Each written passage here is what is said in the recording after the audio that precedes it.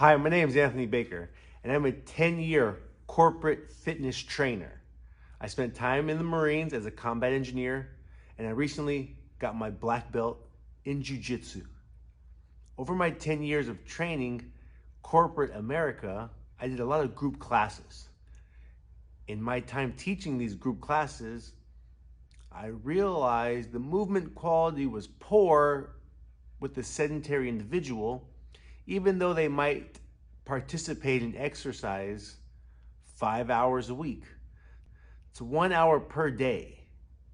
Unfortunately, those 5 hours were crushed by a sedentary lifestyle. These 7 activities, I like to call the daily 7, can be customized for your fitness level. Contact me today so we can personalize the daily 7 to handle and deal with the movement restrictions or movement limitations that your body may have. Thank you.